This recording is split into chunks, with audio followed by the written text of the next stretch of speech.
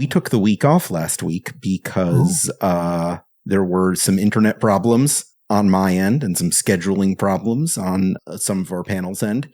So now my questions are 2 weeks out of date. Fantastic. It's going to be a good time.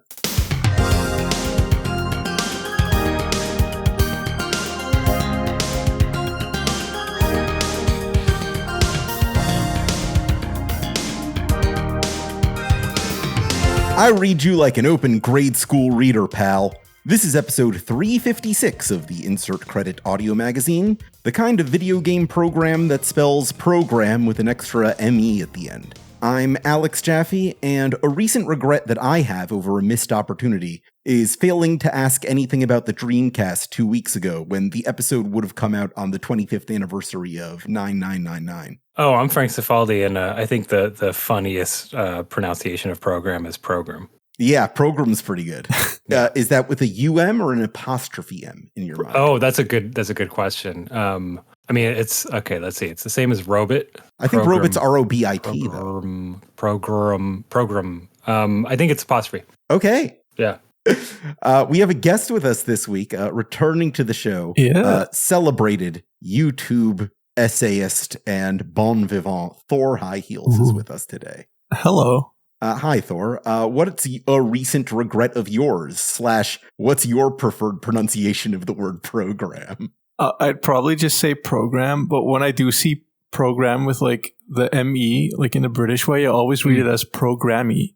Yeah. In my brain. Not programme? I think that's that also works. Programme. It's kind of posh. I think programmy is like if you are in favor of the music awards. Yeah. Yeah, I'm programmy. We got a lot to talk about today, the three of us. I don't think anything is more Dreamcast than showing up with too little, too late. So 25 years and 2 weeks after the fact, what do you think it is that the Dreamcast represents? Ooh. Represents, wow. Yeah, what is its place in the cultural lexicon and iconography? I think now it sort of represents that kind of, I see it nostalgically referenced in sort of those like Y2K aesthetic-y sort of things, where it's like, there's like the ocean and there's dolphins and then, whoa, the Dreamcast. Like sort of that sort of vibe. It's very beachy, very, very 99, very 2000. Kind of that's sort of where it sits for me culturally. Vaporwave Trapper Keeper. Yeah. That well, one for me, early... Go ahead. No, I wasn't going to say Fine. Don't edit any of this out, Esper. Edit it out, Esper. Edit it out.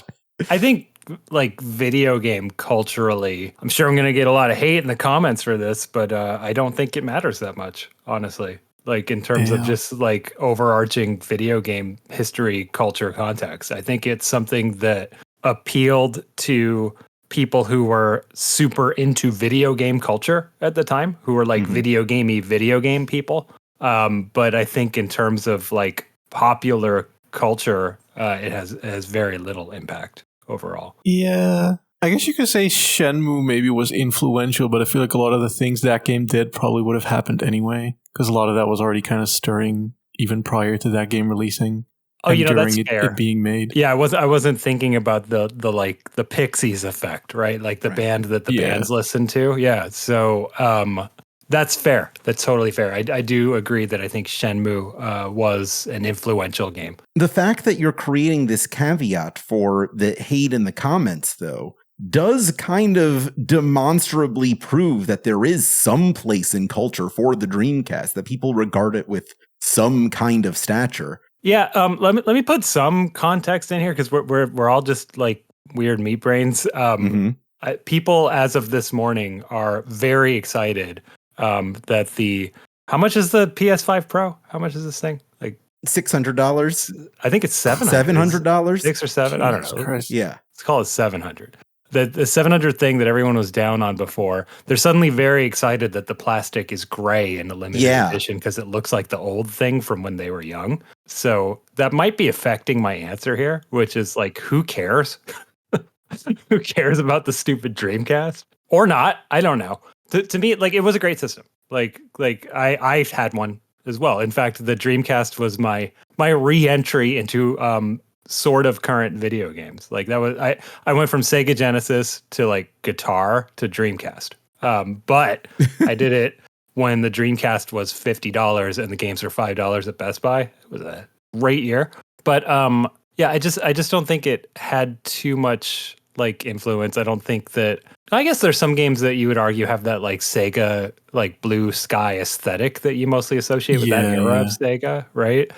I think of things like Penny's Big Breakaway. Is that the one? That the Sonic Mania? Oh wow! And no one knows. Wow. Oh yeah, no, that's the Sonic Mania people. Yeah. Yeah. I almost said Penny Hardaway. Oh no, it's back Penny in Big the Breakaway. 90s. Yeah. But yeah, I think that sort of aesthetic came from Sega of that era. Mm-hmm.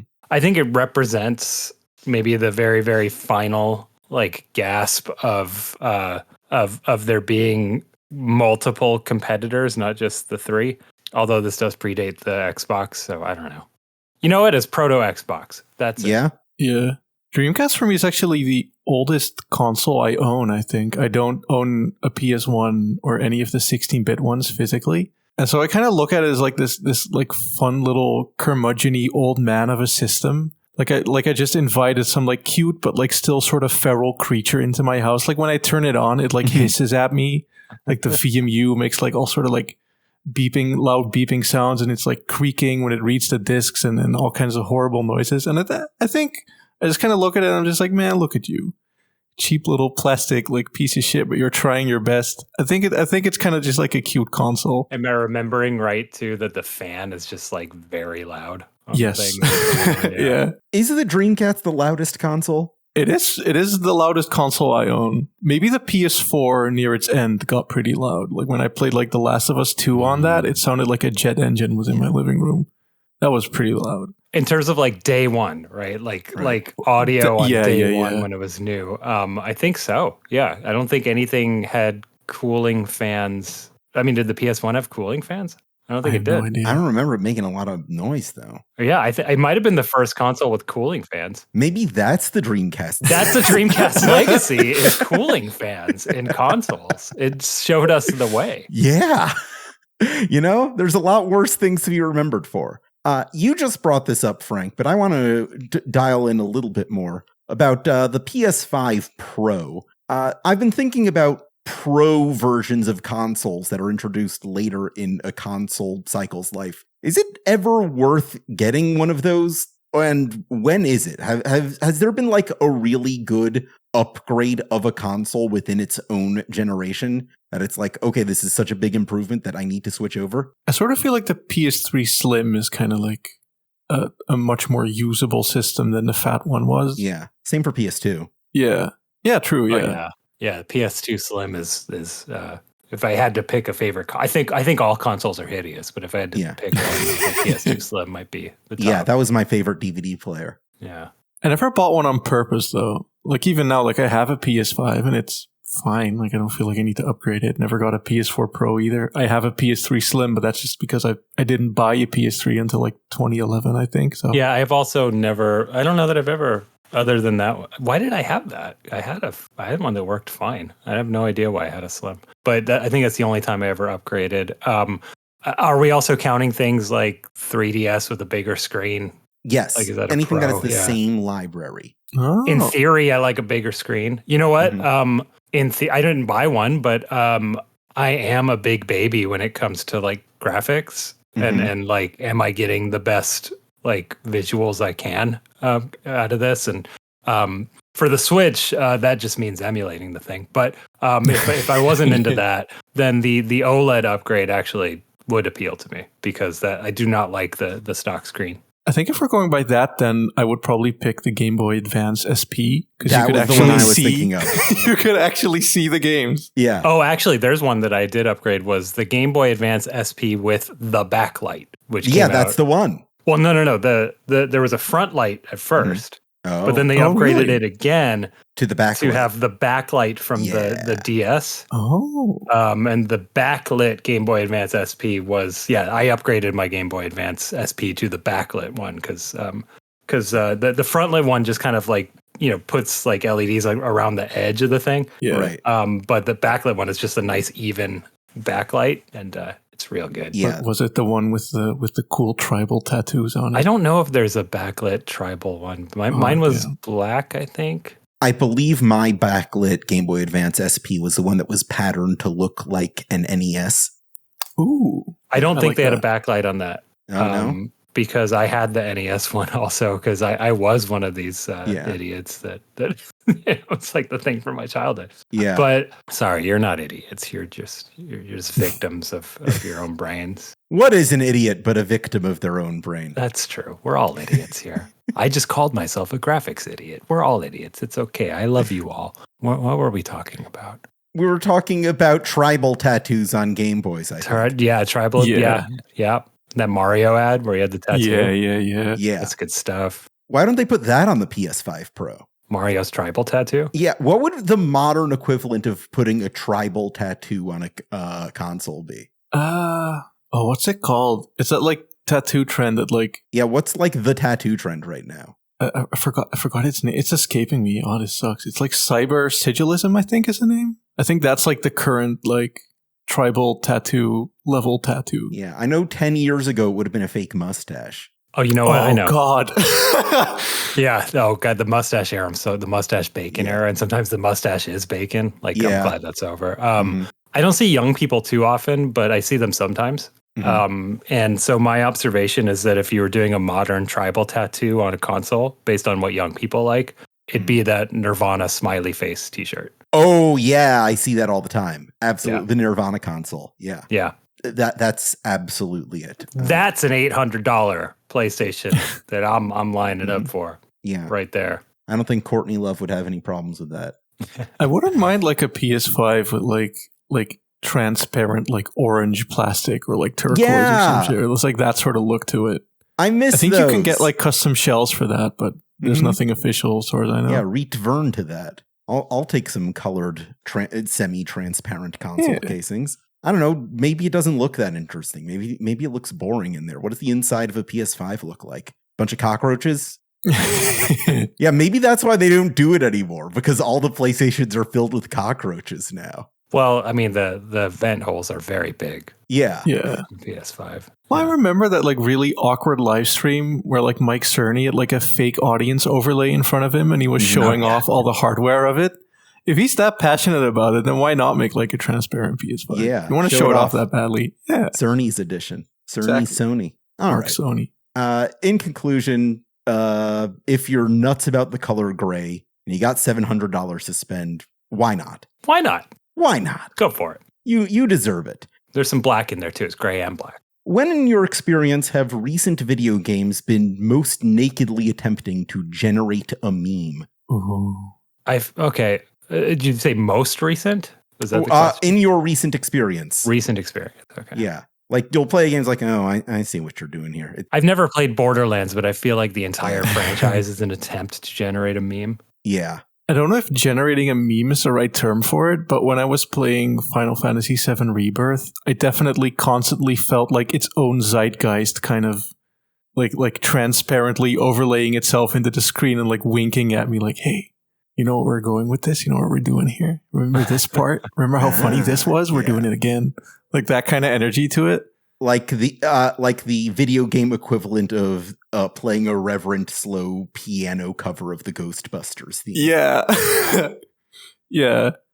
I don't think it spawned any memes exactly. I feel like at any given time, the Steam. I'm gonna go ahead and go to Steam, the homepage right now. I won't say the new and trending. Gonna have some memey stuff. No, these actually look pretty good. Well, that didn't go well. Defeated. You know, I bet this action roguelike called Wild Bastards. Like that sounds very fruitful for memes. Yeah, has there ever been a good video game with a swear in the title? How many games have there been with swears in the title? Yeah, I was just gonna say. And what's your list of swears if bastard is among them? Contra Piss Core, Kingdoms of Amalur, shittening. Ratchet and Clank Up Your Arsenal is a real that one counts. That one counts. Oh, does that one count? Okay. I think Up Your Arsenal counts. Was the question the best with a swear? Yeah, good video games with swears in the title. Okay, Up Your Arsenal. Probably that might be it. That's probably good. I'm just searching Moby games for Arse. There's never been a game called Arse. Yeah. Wow. What are we talking about? Oh, what are we talking? Memes. Yeah, games generate the memes. Yeah. Yeah. Man, I'm having a hard time thinking about it, but I don't watch these like new game reveal events anymore if I can help it. Yeah. But I feel like every time there are one or two where it's just like, hey, internet. Oh, I got it. Something. The best video game with a swear in the title is Assassin's Creed. Is that better than Up Your Arsenal? Probably not, but I just wanted to say that. I'm not really into Assassin's Creed as much as I am into animals that walk and talk like people. Yeah. Oh, that Don't Shit Your Pants browser game was pretty good. Oh, yeah. That might be. You know what? That's it. Yeah. It. Yeah. We've solved it. We did something today. There's memey stuff on Steam all the time. There's nothing's coming to mind because I intentionally filter those out of my brain. I do see like games reference memes, and it always feels like really corny because games take so long to make. So by the time the game drops, it's like a meme from like 2 years ago. It's like, oh, okay, I see. Yeah. Anytime you played a game where there's a very intentional dog petting mechanic in there. Yeah. Oh, yeah. Yeah. If there's a game that has a guy drop kicking a Krispy Kreme sign, I'm okay with that, though. Yeah, that one some memes are timeless. Yeah. I think EDF6 had a cafe in it called All Your Base. And I was kind of like, okay, that's so old now. I was like, that's kind of cute, I suppose. Yeah, especially because it's around. like Space Invaders or whatever, and it's like you're killing aliens. Or it kind of it's a vintage meme. Yeah. Yeah, that only works if there's like a concept of a bass in the game, right? Yeah. Or if it's like there's a bass guitar. You could do something with that. Or a bass. Oh, yeah, like a music shop called All Your BASS. Yeah. Yeah. Or you get all your bass. Yeah. Or you catch all of the bass in like a fishing game. Oh, yeah. Yeah. Doesn't quite work. Bass. Yeah, all your bass. I think we did it. Okay. We did it, folks. I just want to like Jaffe is wearing a fishing shirt while talking about. I am. I am wearing a fishing shirt right now. All right.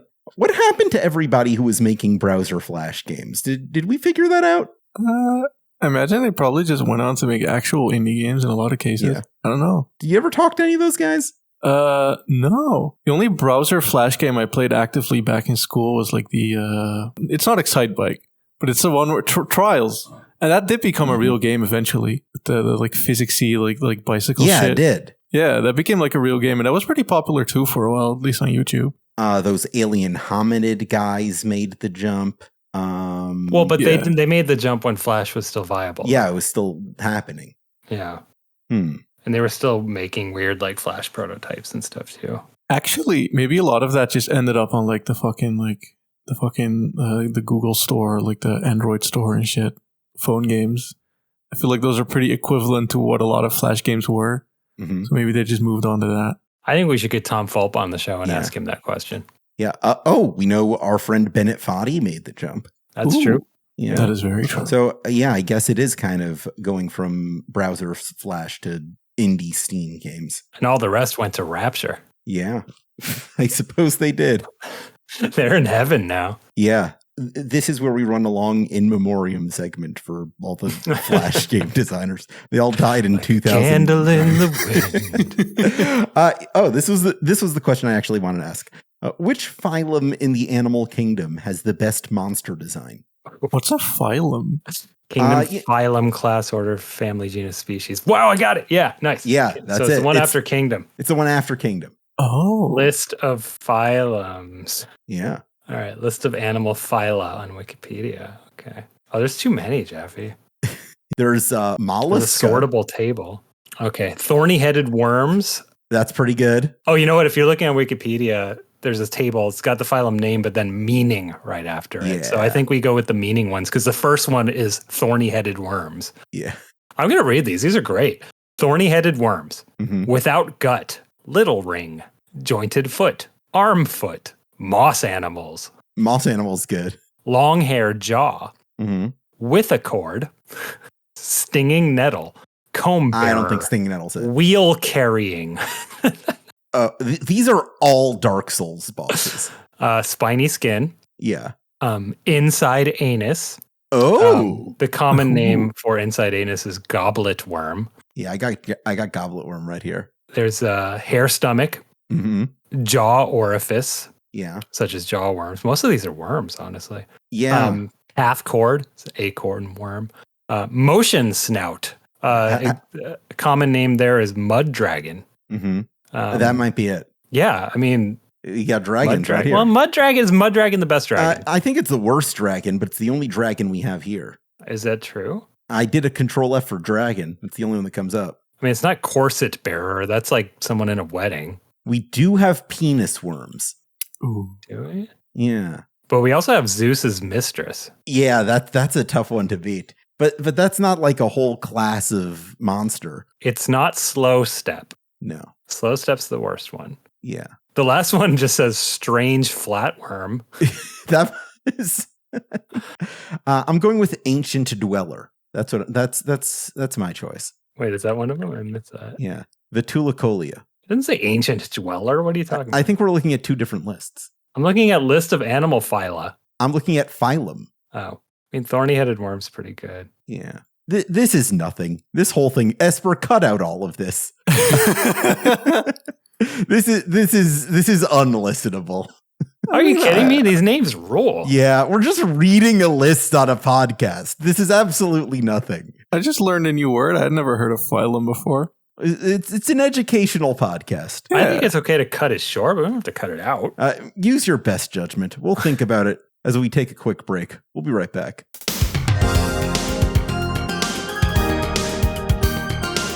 A sea nymph. Yeah. Ooh, that's them ribbon worms. What is the least common one? Oh, there's only one tiny jaw animal. There's only 4 strange flatworms. That's more than I thought existed before today. That's fair.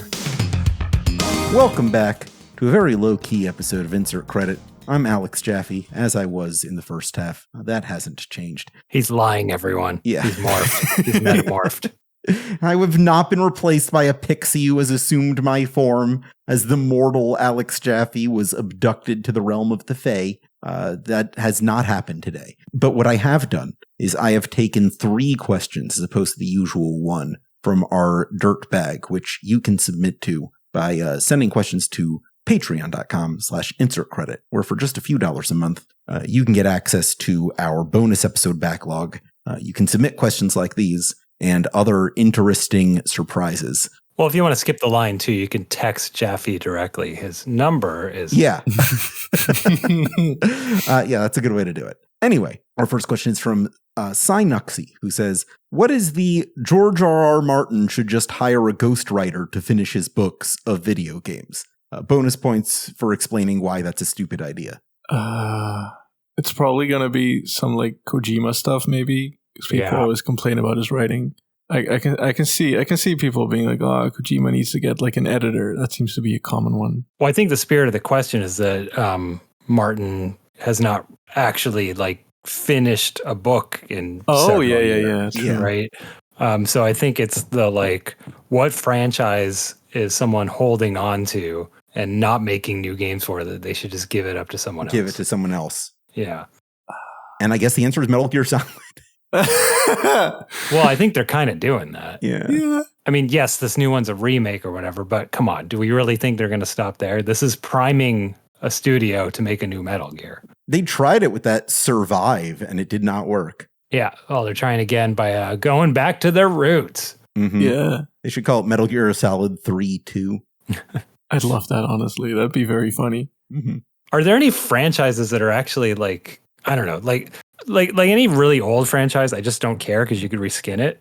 Yeah. And people often do. But when games got really, really like story heavy, that's when I think franchises matter, right? So what is a like video game world where that's really interesting, where there could be more stories, right? That's kind of where I'm going with this. And where it's like really long running too, I imagine. Like what George R.R. Martin is doing. Yeah, I know there's like, we brought it up earlier, but like Shenmue, Yu Suzuki has been like fucking working on that shit since like 1999 or way before even, because it was in development for very long. And he's still teasing like, oh, I'm going to do 4 one day. Well, and also 3 did not seem to be a very good game. It seemed to have very old ideas. So that's actually a really good one where it's like, and actually, I think this is the answer. I think you found it because this is a story that's meant to have a conclusion and hasn't yet, just Game of Thrones. It's one where the original creator is obviously not going to do it. In Game of Thrones' case, I haven't read or watched it, but I believe that the show kind of took what he started and carried on in ways that were often maybe better than what he might have done. It's I know sort of like the ending's kind of controversial, but didn't Game of Thrones do that thing where like the anime continued on without the manga and like the filler became just like the main thing, basically, like that sort of idea of it? Yeah, I don't know. I didn't watch it, but I can imagine that. But it's still a good example because it's like an unfinished book. Yeah. And I think young blood on Shenmue could actually be interesting. It's kind of like the Simpsons problem, right? It's like get these old guys out of here and get the people who grew up watching the Simpsons in here. Yeah. I think Shenmue 3 is very funny though, because I haven't played it really, but I watched a big part of it, and it seems to just not continue the story. It seems to just not be interested in really doing anything with it. Even though people had so many high hopes, and the game just come out, and it's just like, it's just you're just hanging out in the village, and it's kind of a casual time. It's so funny because like I replayed Shenmue 1 when that remake came out. Yeah. Not too far, like maybe 4 hours or something. And I thought it was really interesting that like, oh, here's a game that's intentionally putting you in back in the mindset of a young person without money, but a lot of time. Yeah. And it's like a game that just kind of almost intentionally makes you bored. And I thought that was really interesting for his character in this moment, right? With no money. But then, 3, it's like, he's got a solid mission. He's got a lot of stuff to do, but it's still really like slow. Yeah, because I think the whole story of Shenmue is basically like, I need to find the guy who killed my dad. Right. And he knows who the guy is.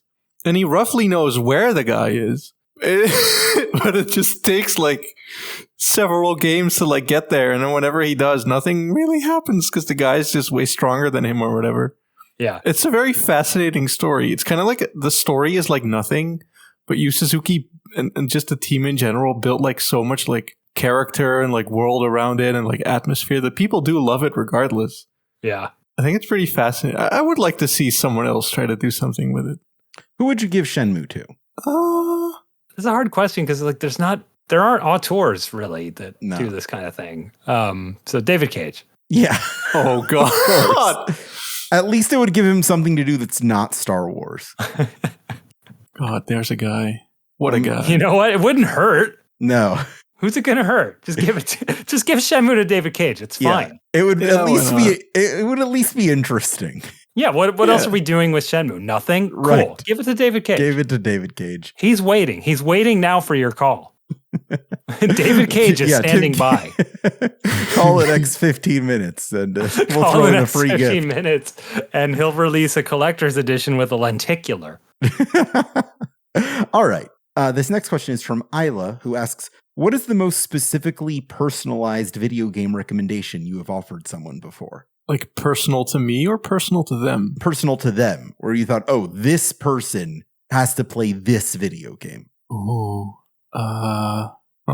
These questions just make me think that people have very different like memory structures than me. I don't retain things like this. It's probably happened, but I don't know. It's not like I remember like, oh yeah, it's like specifically this person. And even then I could bring it up, but then y'all wouldn't know who the heck I'm talking about because it's like a personal friend or whatever. Well, that's okay because you could be like, well, this person was really into this, so I thought they'd like this. Yeah. For me, it was absolutely making Tim Rogers play Undertale. Because the moment I finished, I was like, oh, this is literally going to turn him into Salieri from Mozart. This is going to ruin his life.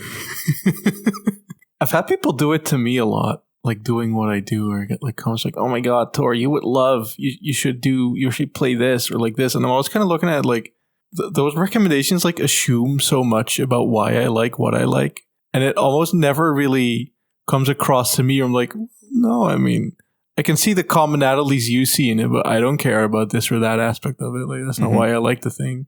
So I tend to be a little cautious in like recommending stuff that way to other people myself because of that experience.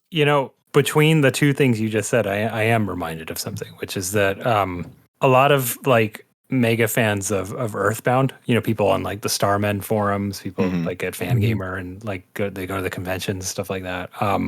They tend to not really branch out. They might play other video games, but they don't try to explore like other games that do things that Earthbound did. That's that's changed now because of Undertale. Like Undertale was the first like, oh, there's another one for them. But but for me, what I really liked about Earthbound was that it was like a video game commentary on video games to me. And I talk about this game a lot, I guess, on this show, but a game like The Secret of Monkey Island to me is the same sort of vibe, where it's like it's a game about being a video game. And to me, that's an interesting angle to explore in your journey of figuring out why you like what you like. So that is one that I have recommended to people who are just super into Earthbound, but I don't have like a specific name of a person or anything like that. I do have like this little like this secret evil little bag of games that I know most people hate, but I think are very funny, that I'll sometimes just like recommend to people, even though I don't think they would like them, but I just want to know how they feel about it or just see them react to it. I think that counts. There's like the Sniper 2 on PS2 or Hard Edge, which is this like Resident Evil like PS1 game with like really horrendous voice acting. I just kind of like to do those games to people sometimes. Just like afflict them with them. I like to do that too. I do think that's very funny. I like to do that with like 2D, like janky 2D platform games. Oh yeah. That people like laugh at it first, but then like 20 minutes later are just super into it. My favorite one of those, I might have talked about it on the show before, is Beethoven, as in the dog for Super Nintendo. That game's kind of a weird masterpiece of like a janky platformer, in that the mechanics and like the feel are really very bad. Like they are not conventional video game mechanics or feelings, but the level design within those restraints is spectacular. Yeah, it is just meticulously designed within its bad constraints, and to me becomes a good game because of it. What did the developers of Beethoven work on other than Beethoven? I don't know. I'm sure I've looked at some point. Well, there's another typing into Moby Games segment here on Instagram. Oh, yeah. Here we go. Ludwig van Beethoven was a German composer and pianist. All right. Credits. Postal. Really? The project director, the project leader of Super Nintendo Beethoven. Went on to make Postal. Incredible. Make Postal, yeah. But between Beethoven and Postal was Wishbone Activity Zone for Windows. Oh, just specializing in dog games. I can respect it. You need your niche. Here's one from LeFish. What games would be improved with the addition of Satan, either as a playable character or an NPC or purely symbolic? I mean, I love a good Satan. I love it when character designers just go like they set all their creativity aside and just go like, fuck it, here's like a red guy with some horns and a little goatee. Here's like just the devil. Yeah, I always appreciate that. So I don't think there's honestly any game where it's just like, just put a fucking devil in, just put a little Satan in there. I always think that's like a winning move, same with like a skeleton or some shit. Yeah, why not? Just put him in there. Put a Dracula in there. Why not? I mean, for maximum comedy, I think that they're in like a very grounded game. Yeah. And it's not referenced that it's weird that Satan's here. You know what I mean? Oh, yeah. Yeah, like you're playing like Spec Ops The Line or something. Right. Yeah. Well, no. That's got kind of like some psychological stuff. So like people might read too much into it. You know what I mean? Like, this is part of the hallucination. I would say maybe a Phoenix Wright where your client is Satan. No, that fits. That could be funny. Mm-hmm. I can see that, though. That could be a fun adventure game idea, yeah. I'm going to go with Daryl F. Gates' Police Quest Open Season. Oh, that's good. Right? Which is, first of all, it's by Daryl Gates, who is Satan. You're right. You have to arrest Satan. Or was. I think he's dead. But no, my idea, so this is like the Police Quest games, very police procedural. And I don't mean that in like the kind of entertaining like show way. I mean that in the like, when you're arresting people, you have to follow all the instructions in the manual of being a policeman or you lose, right? Just very straightforward. I think you bust like a serial killer or a drug guy or whatever. Oh, wow. And it's Daryl Gates leads the thing and he's a monster. And my idea is that one of your fellow officers is just Satan. He's Satan. One of the cops. Yeah, he's just one of the cops. Yeah. He's just a side character that you interact with sometimes. Maybe like he's just pulled someone over and like you can go and interact with him or like Satan needs backup at the scene or something like that. And it's just he doesn't do anything Satan-y. He's just Satan. He's just there. Well, no, he does things that are Satan-y, but it's not like egregious, and no one's like, man, I can't believe Satan's on the Force. It's just Satan's on the Force. Yeah. It's just all of the other cops are kind of on his level of evil, that he's just one of the guys. Yeah, he's just a cop. I'd never heard of this before, and I confused Space Quest with Police Quest, and I was like, how the fuck did that series end up here? Like looking at this, but I realized it's not the same thing. There's a lot of staff spillover. Yeah, they're both Sierra adventure games. Yeah. All right. Well, I think that brings us over to our lightning round. For the listener, this next segment is only going to make sense if you are either already a very particular type of person or you're watching this on our YouTube. So if you're not, I'd recommend switching over to youtube.com/insertcreditshow for the full effect. One of the more popular kinds of YouTube video from a few years ago was someone getting their grandma or something to try and guess the names of video game characters, like Pokemon or Super Smash Brothers. Mm-hmm. I'm going to be doing that today, but with the top 10 most popular Vtubers. I'm going to show you one, and you're going to tell me what you think their deal is and what games they stream. So here is our number 10. This streamer, it goes by the name of Shirakami Fubuki. Sure. The question is, what kind of games does this what is her deal? What kind of games does she stream? She also goes by Fox Burger King. I think she's really into the Sega Saturn. Yeah. I think she's just into like Japanese. This is an American person, by the way. Yeah. And they are into like Japanese import Sega Saturn games, like strategy games, like really boring stuff, like Brandon Sheffield kind of stuff. Yeah. And their vibe is that they're just actually really into it and positive. Thor, any guesses? I'm going to say like Wildcard, just like MOBAs. Just endless array of MOBAs. Constant MOBAs. Just like 18-hour MOBA streams. Yeah. I can see it. Next we have Mori Calliope. I think like Otome dating sim games. Oh, sure. Exclusively. Okay, I'll buy that. Yeah. All right. Next is Hoshimachi Suisei. Oh man. I mean, this is a dating sim. This looks like a character that could appear like in Phoenix Wright. So I'm gonna just say they play only just Phoenix like Wright. Yeah. No, Yeah. Sure. I mean, are there results at the end of this? Do we care? No, there are no results in this. Great, We're just guessing. Okay, good. Because I don't know who these characters are. Next is Kobo Kaneru. Oh, this is a very complicated character. Yeah. We've got like ocean waves as hair, and we've got like, what is this jacket?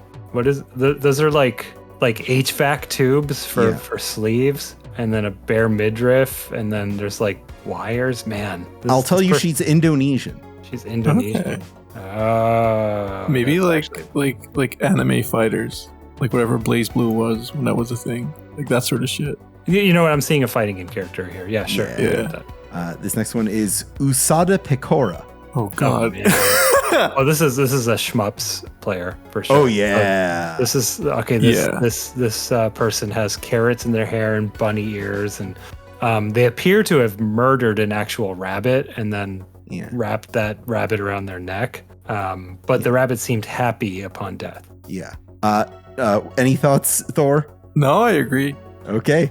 Number 5 from Mexico, Zilver K. Okay. Oh wow. Like a fat meme Knuckles kind of thing. I think I've seen this motherfucker on like TikTok, like reacting to people and doing like a old Mexican guy in a car, like sort of voice in like situations where it would be weird for such a person to exist in. So I think I know this one, and that's what they do. They don't play games; they just yell. Yeah, they just yell at people. That makes sense. All right. Number 4 from America, Billion. This is just the fucking character from like Hyperdimension Neptunia, I think. Might be. But they've got like could definitely Mario. pass for it. They got Mario overalls. Mm-hmm. They got like fox ears. This is a retro gamer. This is a Nintendo kid. Yeah. For sure. Yeah. All right. Number 3. The first VTuber I ever heard of, Kizuna AI. Oh yeah. Well, she didn't play games, didn't she? She just like talked in like a white void, I think. That's all I remember ever seeing. I don't know if she even plays games. I couldn't tell you. Where it all began. if she does, it's like a very popular thing that someone said you should play this, and then she maybe doesn't know how to do it. Yeah, maybe she played Fortnite once. Yeah. That might be it. Number 2, Hosho Marine. Wow. Okay, kind of a pirate, but wearing a jacket that's not attached to her shoulders, it's attached to like her inner elbows. Sure, wearing it around her arms. Yeah. Maybe it's just like Civ streams, Civilization, and that's just it. Yeah, Sid Meier's Pirates might be too on the nose. Right. Yeah. Which is why they switched. Yeah, they switched to Civ. They wanted the same feeling. Yeah. Man, that summer that they did Alpha Centauri, that was wild. Yeah. I should have been mentioning their numbers. Hosho Marine has 3,400,000 subscribers as the number 2. Wow, that's a lot of VTuber. Civ. Yeah. The number 1 VTuber has 4.5 million subscribers. This is Gargura. Okay, kind of a baby shark hoodie. Yeah. Like a plastic translucent trident. Yeah, she does illegal streams of the Aquaman movies, I'm going to say. To 4 million people. To 4 million people. That's where his audience is. Man, any Aquaman games? I think there's one on the GameCube. Yeah, there's a GameCube's like Xbox one. It's really bad. That's not what they play. No. They exclusively play Aquaman on the Xbox. To 4 million people every day. Man, I don't know. You already said MOBAs, but I'm getting a MOBA vibe. Sure, So 2 people can play MOBAs. I can see that. Yeah. All right. Well, that's the game, everybody. Well, and we don't get to Hell know anything about these VTubers. Why don't you write in to show@insertcredit.com if you're a fan of one of these characters to set us straight. And if your answer is entertaining enough, I'll read it on the show. And maybe Brandon and Tim will be there and have no idea what we're talking about. And none of these is that Japanese girl who played Super Mario Brothers and was very funny. No, not in the top 10. She's my top number 1. All right. If you know who that is, write in. Does anyone have any recommendations for our audience this week? Oh, good question. Like in general? Just in general, stuff you've been enjoying. Places where people can check out things that you have worked on and you're proud of. Media or actions. Just use this platform to speak to the people. This is related to what I'm doing because it's what my next video is on. But I played Electroplankton for the first time yesterday.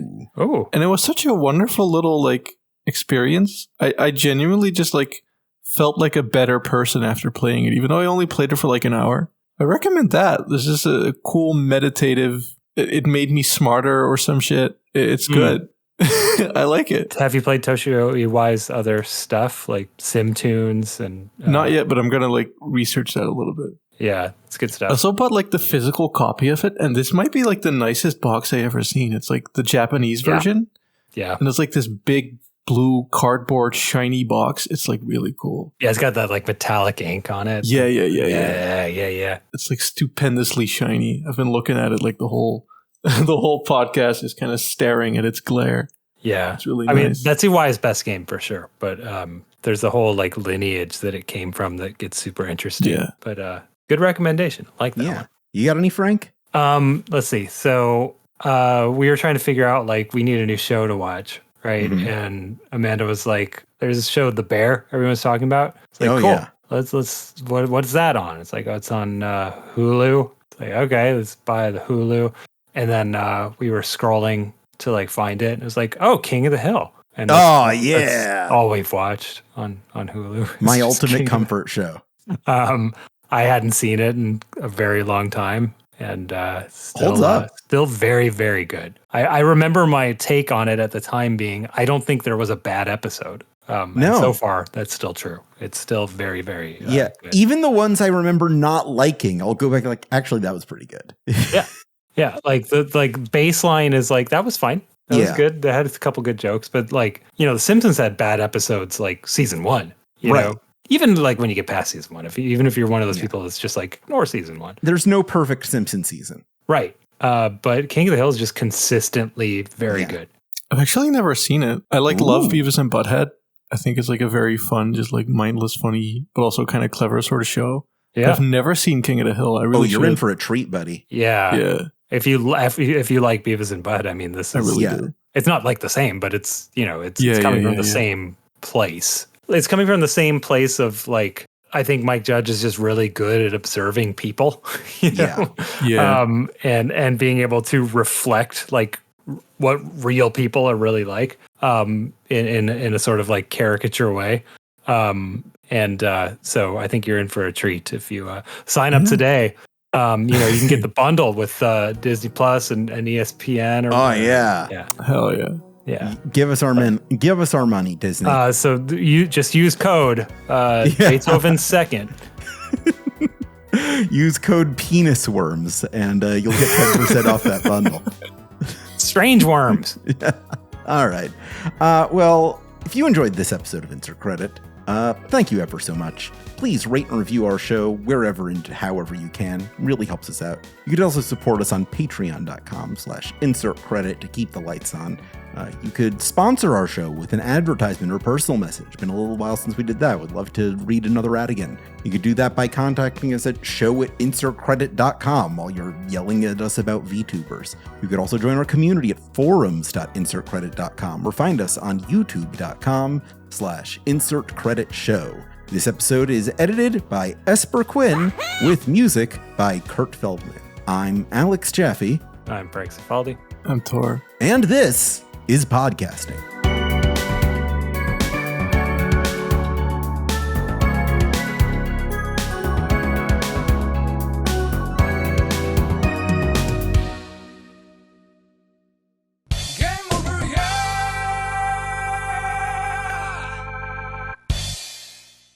I think you're a little down on these weirder episodes, but I think people probably like them. I like them. I thought that was fun. People do like them. I feel very self-conscious, but people do like them.